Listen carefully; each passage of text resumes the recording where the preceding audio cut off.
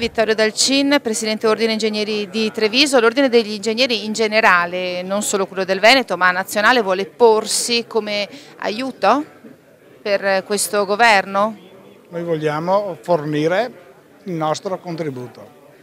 Noi capiamo che da soli non possiamo fare, l'ingegneria non basta, ci vogliono le istituzioni che seguano i reali problemi che ha il Paese. Noi ci preoccupiamo di quello, gli ordini hanno questo scopo, non sono parti riservate, non sono caste riservate, ma devono mettersi al servizio della collettività.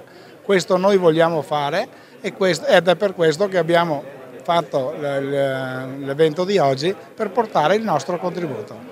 Ecco, ambiente e green economy, un tema estremamente importante, ovviamente caro agli ingegneri ma non solo alle istituzioni, in generale è anche importante perché è collegato al grande problema energetico.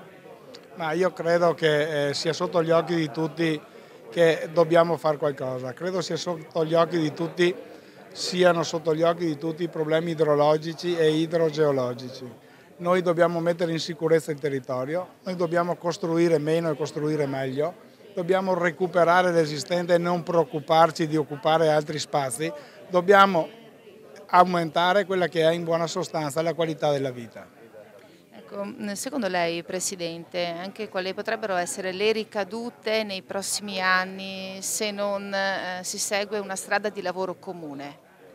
Ma credo che sia sempre sotto gli occhi di tutti il fatto che si sta soffrendo. Credo che se non mettiamo in moto quel meccanismo dove quello che i cittadini pagano in tasse viene messo sul territorio, noi non riusciamo a costruire nulla.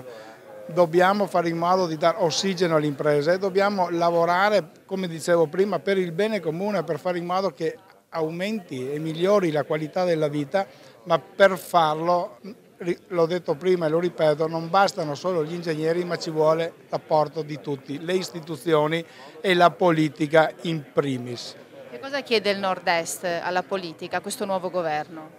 Non chiediamo nulla di particolare, credo che il Nord-Est in generale, ma io mi riferisco anche alla categoria, la categoria non chiede nulla, la categoria abbassa la testa, fa quello che deve fare, chiede solo un po' più di rispetto. I cittadini non si contattano solo quando ci sono le elezioni, ma si contattano di continuo e ripeto, va posta attenzione a quello che è il territorio e i cittadini, perché abbiano il diritto e hanno il diritto di vivere con dignità, guadagnandosi con sudore il loro pane come peraltro fanno. L'articolo 1 della Costituzione dice che l'Italia è una repubblica fondata sul lavoro, ma il lavoro bisogna darlo.